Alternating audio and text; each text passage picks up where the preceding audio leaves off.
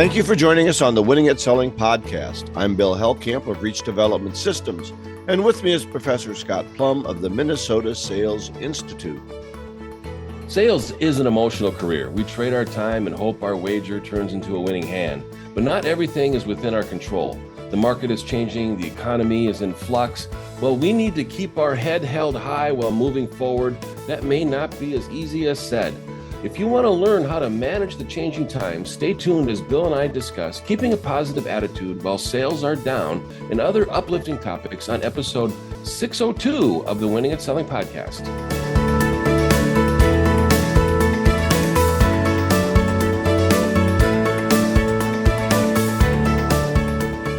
It is a challenge for salespeople when things aren't going well and you think you're doing everything right.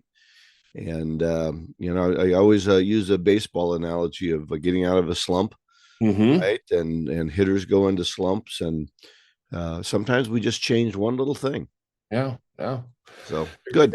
Every year I used to do, not every year, every leap year I used to do a program on February 29th. And it was an all-day event. And I said, this is an extra day in the year that you don't normally have. So let's work on your personal and professional development. And I called it From Rut to Strut.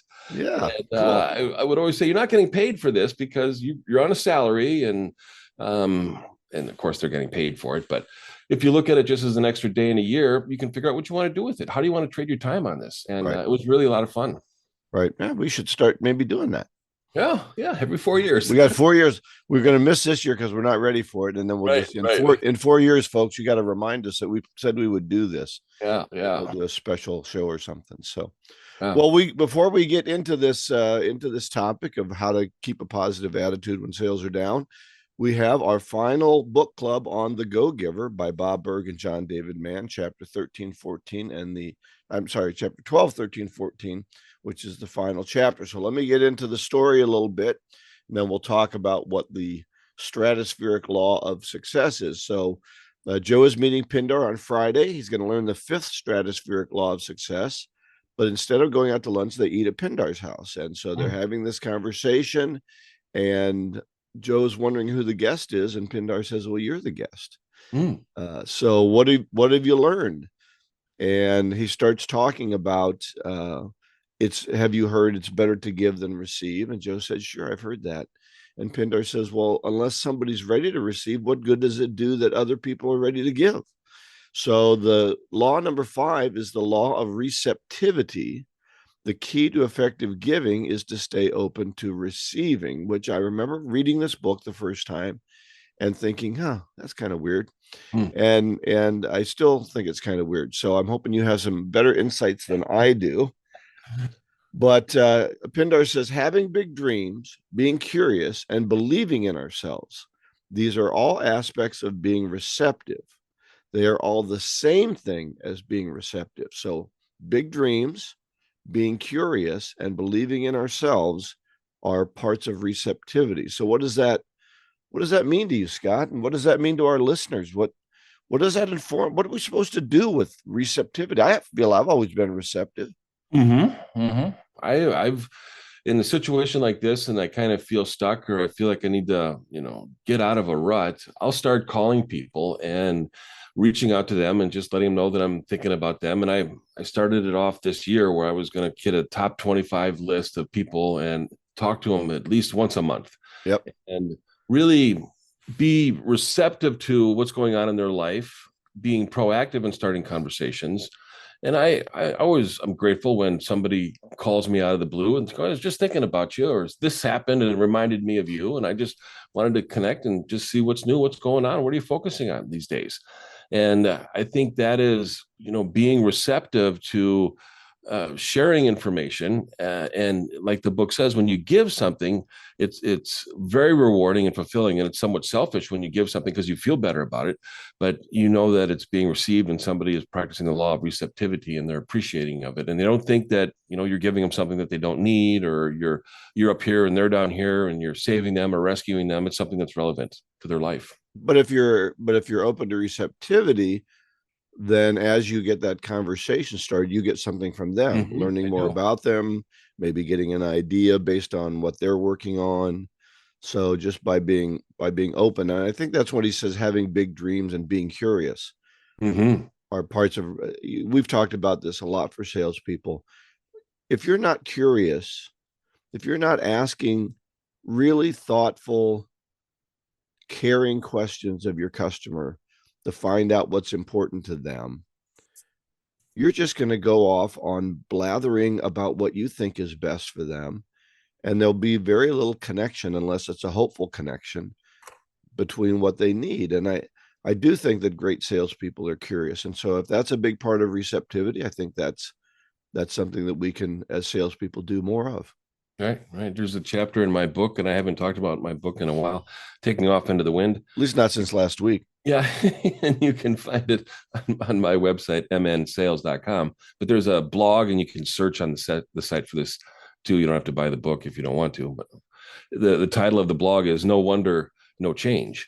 And if you don't get into a situation every single day of wondering what other options are and being curious, then nothing in your life is going to change. Yeah. So you really have to have curiosity. Yeah, and so I think that's a big part of being open and then having big dreams. He says if we think everything's, and this is going into a little bit into your topic maybe Mm-hmm. for later, but if we think things are going to go bad, we start to see only the bad. Right, If right. we can be optimistic, then we start to see the good. I've always said as an optimist, I don't find the best parking spot. I find that the parking spot I find I like. Yes, yes, Right, exactly. right. So instead of saying, oh, I'm 2 slots from the door, it's like, hey, great, I'm 2 slots from the door. Yeah, it's how you receive what you're given. Right, Do you receive it with gratitude, or do you receive it with gee, I could have done better, right, right. I didn't get the best. I remember Dennis Prager's book, Happiness is a Serious Problem. He talks about optimism. And there's two definitions of optimism. And that is, one is being hopeful for the positive outcome before a decision is made. And then the second is dwelling on the most positive aspects after a decision is made. Right. And sometimes if you don't get a sale, that's a win because it may not have been a good sale. And now you have time to find a great sale. And you would Yeah. not have been able to commit to a great sale unless you turned down a good sale. Yeah, we think we're disappointed, and I know we're both people of faith, and sometimes I think Mm-hmm. our guardian angel or God saves us. I'll tell you a real quick story. I was going to buy a house. We had decided to buy the house. I was sitting down to sign the papers to buy the house while this person, and I allowed them to do this, and I shouldn't have, but they were having an open house at the same time I had already agreed to buy the house. I should have said, Wow. stop it. Anyway, Right. somebody came in and outbid me. Yeah. Jeez. As I'm signing the papers, Right. he hadn't signed the papers yet. So I got outbid. So the guy said, you want to pay more? Trying to get a Yeah. bidding war going. And I said, no, thanks. And I Mm. was so mad when I drove away. I can remember that. Well, this house was near a friend of mine's house. And 2 months later, I saw them putting a brand new cedar roof on this house. Oh my. $30,000 extra it would have cost me, maybe $40,000 extra to replace that roof, which wouldn't have been covered by insurance because I Mm. didn't own the house when the problem happened. Mm-hmm. And so I was saved from that. And I was lucky enough to find out that. Mm. Yeah. But did I look at the time for the goodness that happened in it? No. Well, we Right. love the house we're in now. We were able to Right. Right. build, we got a much better house for less money. So great things happened. And that's part of being receptive, is finding the good things that happen and moving your life forward no matter what. And then I think we're going to get into that a little bit more when we talk about positive attitude. But let's finish up this book here. Yeah. So Joe goes back to his office and thinks, how can I be receptive? And he starts having a conversation with Gus. And if you remember, Gus is the connector. Mm-hmm. Gus is the connector. And Joe says, well, listen, my third quarter stinks. I didn't get the big deal from the big kahuna. And I'll just close up the office. Gus says, I'll do it. He goes, no, I'll close up the office. So he starts to clean up, serving other people, cleaning up the office, getting rid of the coffee. And the phone rings after 6 p.m. And it's a call out of the blue as someone if you remember earlier in the chapters, he gave a referral to somebody when he was serving. Mm-hmm. And this guy heard about him and said, can you help me? And what the big deal was, this is Neil. Neil's lost his coffee supplier for a big deal. Well, what a surprise. We got Rachel spending the Exactly. story with Rachel's coffee.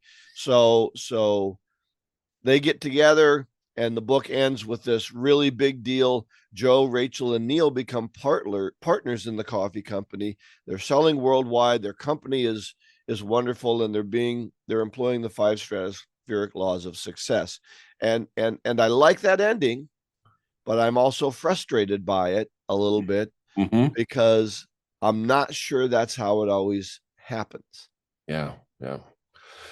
Yeah, it had to have a good ending. And the last chapter, bringing all these people in from the past and different times of their life when they cross paths, it was kind of complicated. So I didn't follow it as well as I'd like to, which really encouraged me to read the book again now that I know how the story goes. Because as you were going through it, you would highlight stuff that is italicized and like, be aware of that because it's probably going to come up later. And it's like watching a movie the second time is you Yeah, see yeah, so much more when you watch that movie the second or third or fourth time, or that Netflix series that you watched 6 or 7 times. You know right, right. exactly the lines that they're going to say. So, yeah, it was an interesting ending, and I think there was a lot of value to be pulled out of the book. So, should we go over the 5 laws Well, I and want to in a minute, but I want to yeah, tell a story yeah, because sometimes I think these things don't happen. And maybe 25, 28 years ago, just as I was starting my business, a friend of mine said, I want you to call this guy Jay in St. Paul. He's a great guy. And I think you guys could work together well. And I didn't call him. And I left the lead, sat on my desk until it started to stink, right? You know, those leads. yep. And the guy, I was talking to my friend, and he said, did you ever call Jay? Mm-hmm. And I said, no, I didn't. I'll call him right now. So I hung up the phone with my friend and I called Jay, and he was a great guy. He gave me an appointment. I started doing a little bit of business with him. I started doing more and more business with him. He became my biggest client. He ended up becoming the president of the company and gave me even more business. And for 5 or 6 years, this was my elephant, right? This was my Yeah. whale, my big kahuna. Right. And it was all from somebody who I knew, right? Mm-hmm. And being receptive, but I wasn't receptive at first. He had to Right. encourage me, go and call Jay, Yeah. right? And so I do think these things can happen. Mm-hmm. I do think we need to be receptive. And so let's go into those 5 stratospheric laws real quickly and just summarize those. And I'll start with the first one is the law of value. Your true worth is determined by how much more you give in value than you take in payment.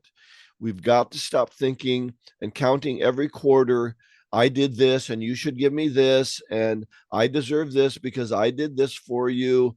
And you just, if you just keep pouring value into people. Scott and I have poured value, we think, into this podcast for almost 4 years now. We'll be coming up on our 4th year in April, Yeah. and it's been fun. Would I say that I could directly link business I've gotten to it? Not always, but we've grown, we've Yeah. served, Yeah. we've given, and so we think that value, our value, has increased through this, even if there's not a direct connection necessarily to this piece of business or that piece of business. Mm-hmm. Yeah, this first law, there is a very popular sales training company that really kind of has a different saying, and their saying is, get an IOU for everything, and that's not really that exchange of giving without expecting anything in return.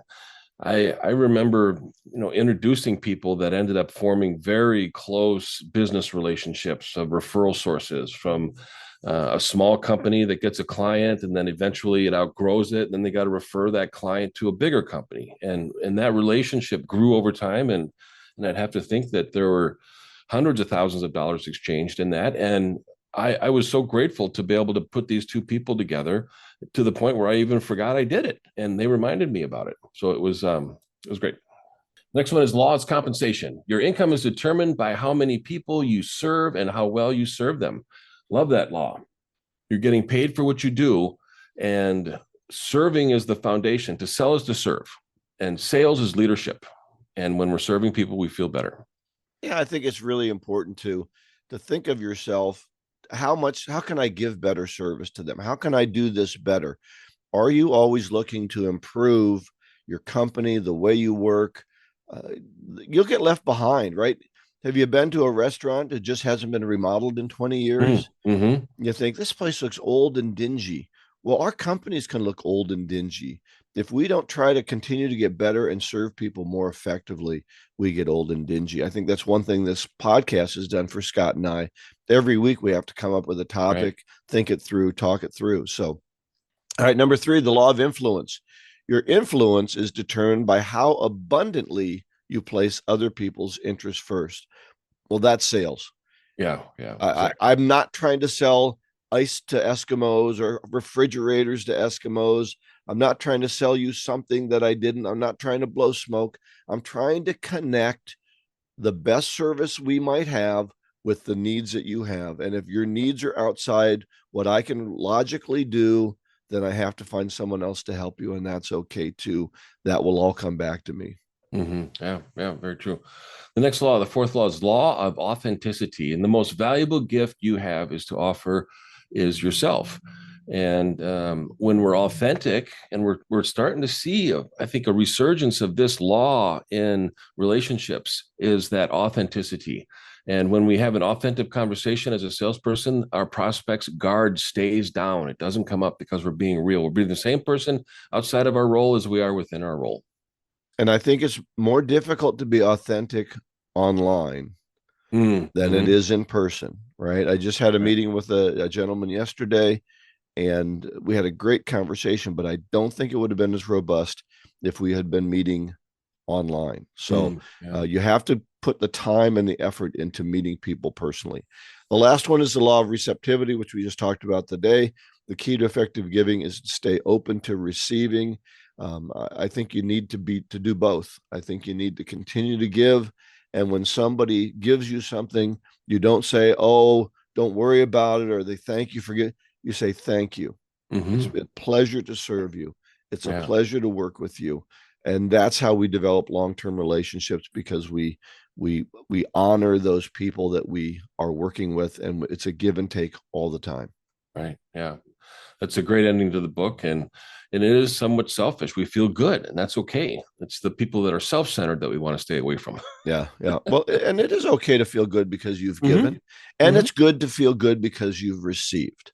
Yes. You Yeah. shouldn't feel guilty about that. All right, next week we're going to have a guest, no book club, but our new book, The Psychology of Money by Morgan Housel. Go out and get it so you can join us and join us in the book club. Yeah, I'm really looking forward to that. So our topic today is keeping a positive attitude when sales are down. And recently I saw Dr. Terry Wu again. Big fan of his. If you ever get a chance, if you're in the Twin Cities, or you can even look him up online, he did a TED Talk, millions and millions of downloads. Had a Very great TED impactful. talk. Yep. Yeah, very impactful man, Dr. Terry Wu. WU is the last name. And he presented this message when COVID first started. And I have been living this message as much as I possibly can when I feel stuck. And he said, stress is caused by three things. Number one is we focus on the things that we cannot control. Mm-hmm. And the next thing is that there is no predictability. And we saw it during COVID. We didn't know if a restaurant is open or not. We'd have to call, we'd have to check online. They'd start updating their hours and days they were open, and then days they weren't open because they couldn't get enough people. So there was no predictability. And And just then, predictability in our own jobs. oh, right. I What mean, just am I going to have a job? Is our company going to stay open? Are we closed for the week? Can I talk to somebody? I don't really understand Zoom. How do I use this? How do I contact my clients? We're all confused.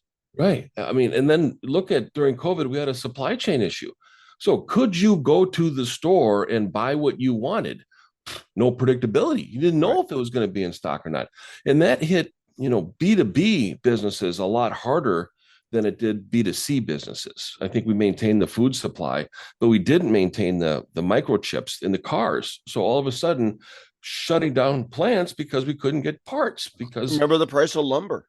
oh, It yeah. just skyrocketed. I mean, it skyrocketed 4, 5, 6 times what it used to be, and it still hasn't come down to earth.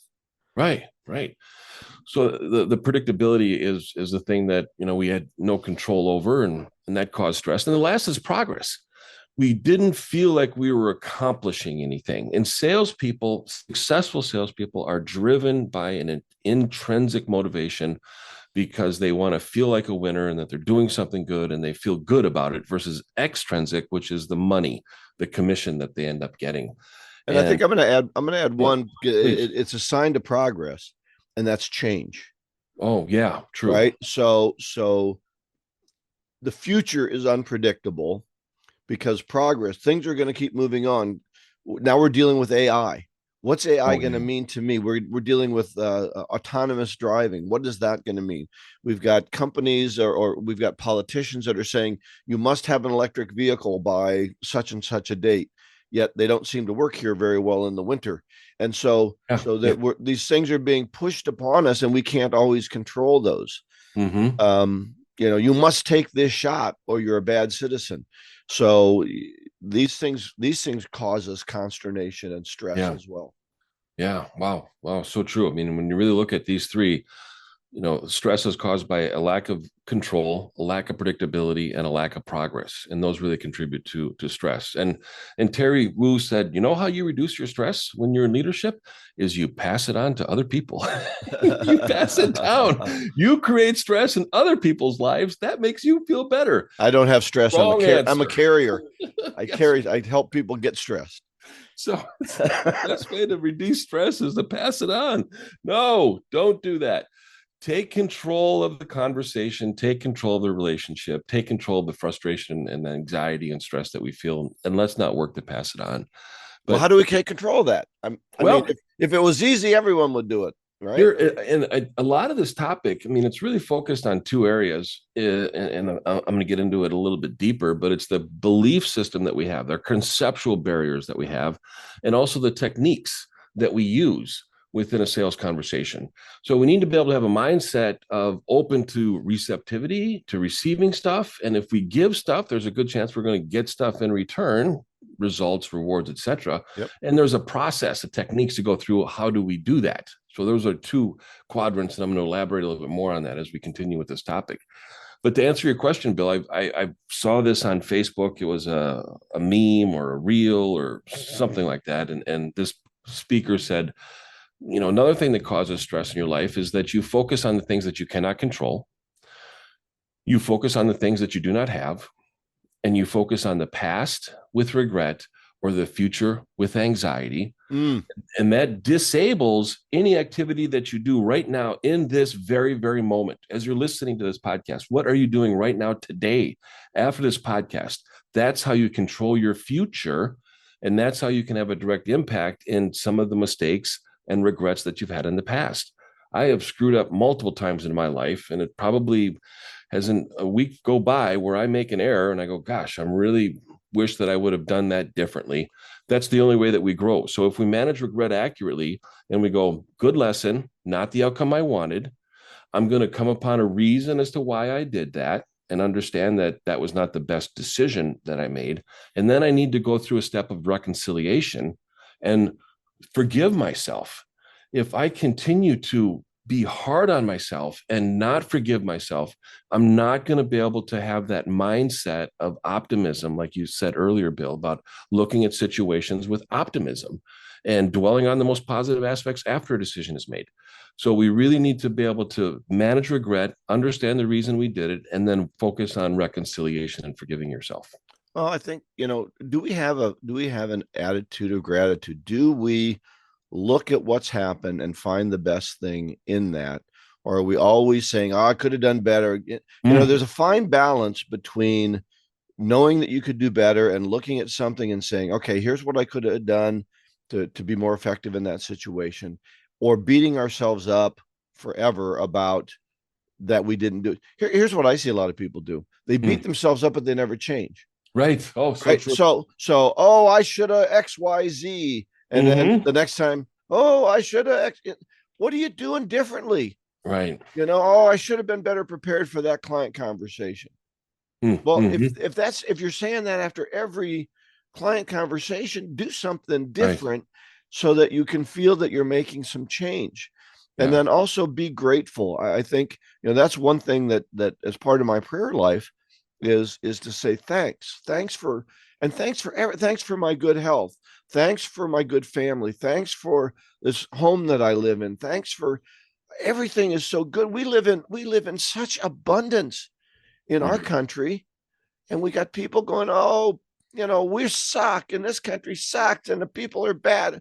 Oh my gosh, get over yourself. Go. I grew up living in foreign countries. My dad was in the military.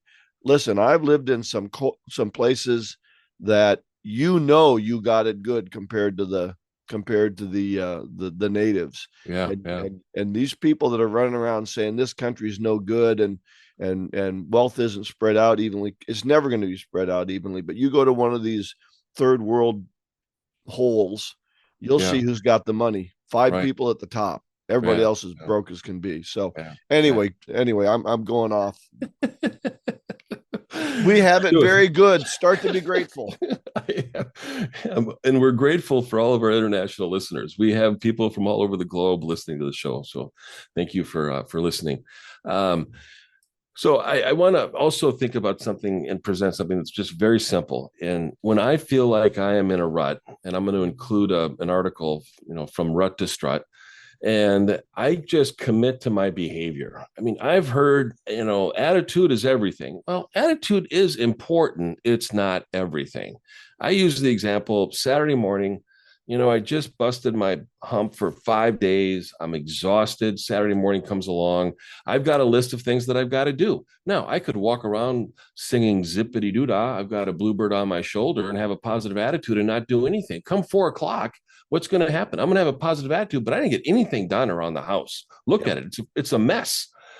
Or I can get up Saturday morning and say, okay, let's just work on getting it done. Jump out of bed, clap your hands and say, let's get started, and start getting the clothes in the washer and start loading the dishwasher and just start getting that stuff done. And then how are you going to feel at noon? Because you got it all done. You go, wow, this is great. What a productive day. Is that going That to is have? the key. That Yeah. is the key. Having a positive attitude and getting Mm-hmm. nothing done when you finish watching 4 hours of cartoons in the Yes. morning and Yes. you didn't do anything, you don't feel better just because Right. you want to have a good attitude.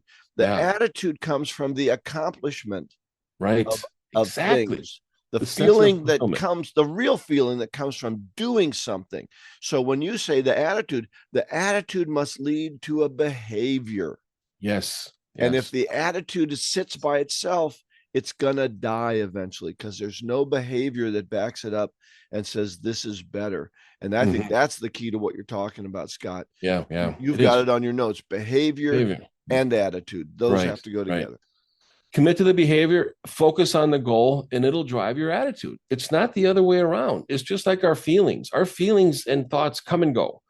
And what really sticks is what we do Yep. with our attitude, with our thought. And when we turn it into action, we're beating procrastination. And that's out of the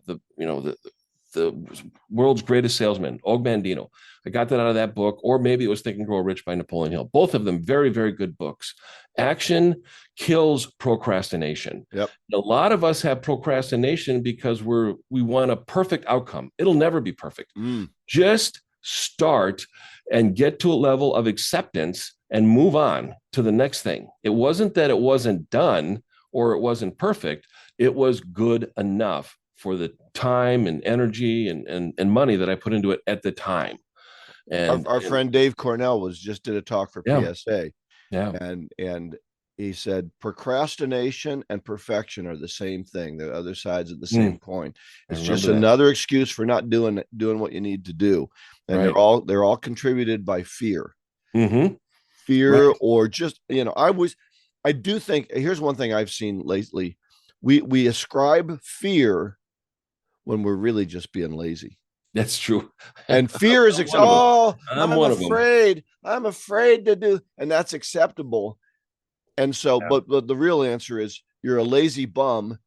Turn off your video or whatever you're doing and go do some work. Turn off Right. the game you're playing and Yeah. go do some work, because Yeah. you're not going to feel better when you finish the 37th level of that game. Yes. It can be a great escape. I know it can be a great escape. It can reduce stress when you really separate yourself from reality. And sometimes exercises like that can stimulate creativity too. I always wish that I could become more creative in reality instead of having to escape reality to be creative. Well, So, I think for guys, games take the place of real achievement. See, we need the dopamine, we need the feeling of that's true. accomplishment. Yeah. And so we play a video game and we win a level and we think, hey, I did something. Mm-hmm. And we get that dopamine rush, we get that feeling of accomplishment. And then I don't need to do my work to do that, to get it, Yeah. because I Yeah. got it through this game. So be careful of that. I got a couple thoughts, Scott. Yeah. I love this topic. I think this Yeah. is great. And you've covered some good things. I got 4 things I think people can do to get out of that rut. Wonderful. Number one, take control of your thoughts.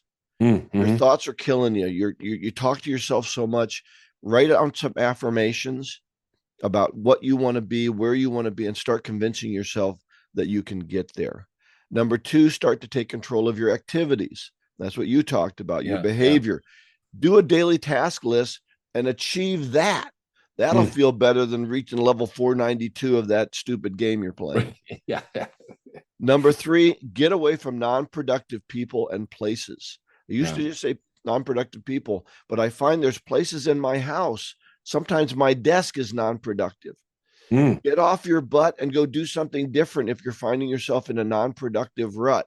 And if you got people around you who aren't productive, get rid of them. Get them. I mean, maybe they're your wife or your husband, and that's bad. But but if it's your boss, if it's your coworkers, spend time away from them. Go find a place that you don't have to listen to their negativeness. And then on the opposite side of that, spend time with people who lift you up. You need those, that top 25. What a great idea Scott gave you there. It went by really fast, but do you have top 25 people you're contacting every month to be part of your network and grow? Those are the people that lift you up. Yeah. You don't need all the negative Nellies in your life. You need somebody. I know when I've got to make my phone calls and I don't feel like it, sometimes I got, 2 or 3 clients I'll call. And I know Yeah. they'll take my call. We'll have a good 10-minute conversation. And then I get myself on a roll to take some positive phone call happening. So anyway, Yeah. those are some ideas Great that ideas. I've got. Those are Right. great conversation. I'm going to close with the 4 quadrants of sales results. So picture 4 quadrants. Let's go. The upper left-hand corner is the techniques, the technical, the sales process, the scripts, the words, the process that we follow, that we have to have a sales cycle to be able to maintain it with a shortened sales cycle, increase the closing ratio, focus on the techniques. Upper right-hand corner is our conceptual quadrant. These are our beliefs. And there's a difference between what is real and what is true. And yes, all of your beliefs are real. You live them, you feel them, you know them, but they may not be true. And we've heard some messages at a very young, impressionable age about talking to strangers, or it's not polite to talk about money. Those are all beliefs that we have. So conceptual upper right-hand corner. Lower left-hand corner is behavior. What are you doing every day? What is your goal list versus a to-do list? How is your performance being measured? How can you get the best results possible? Concentrate on what's most important, have it as a priority, create it as important and urgent, and not just urgent without it being important. I fall into that trap a lot. Lower right-hand corner is the attitudinal quadrant. This is, are you having an outlook of possibilities or limitations? And always have an outlook of possibilities. And you're going to find through that optimism that you're going to be getting great results. Now, if you look at those 4 quadrants and 2 lines, if you focus on the techniques, but you can't get through the conceptual barriers that hold you back from applying them, you're not going to get any sales. So your head is holding you back. On the lower quadrant, if you focus on your attitude, but don't commit to the behavior, like the Saturday morning, just I want to feel good all day, and 4 o'clock, you get nothing done, then you're not going to get the results that you want. So I really want to focus on the beliefs that we have, that we deserve a better life, and the behavior that we focus on every single day to get the results that we want. And when we focus on that, I think it's going to get us out of that rut. It's going to change our outlook about the economy, about our employer, about our clients, about our prospects, about our coworkers. And once we change that outlook, then it's amazing what we see. And it's just very rewarding. And it's not easy. I know that it's not easy. It takes a conscious effort to do that every single day. Anything you wanted to add, Bill, as we No, close up this I topic? think that's a great topic, and I appreciate that. Behavior or attitude leads to better behavior. If it's not leading to better behavior, you need to change it. Yeah, yeah, yeah. Great. So I'll have a blog from Rut to Strut on our show notes. So check that out. Excellent. We'll finish up with our golden nugget. This is from the Bible, Ephesians 4:29. Let no corrupt communication proceed out of your mouth, but that which is good to the use of edifying, that it may minister grace to the hearers. Wow. If we would all do that, that would be the end of online social media. Yeah. Let no corrupt communication. Don't let as your mother said, if you haven't got something good to say, don't say anything. Right? That's one of my screw ups from last week. Well, we all can do that. I have a box of cards that says, "Yeah, I put my foot in my mouth again. Could please accept my apology." So exactly. All right. So winningatselling.com is the show notes, and you can listen to other episodes there. Next week, no book club, but we will be starting The Psychology of Money by Morgan Housel the week after that. And then our guest, it's going to be very exciting, Mark Hunter, the sales hunter. His topic, A Mind for Sales. Do you have what it takes to win? Sounds like more attitude stuff. Please subscribe, share this podcast with your colleagues on your social media. Go out and get better one skill at a time. Joyful selling.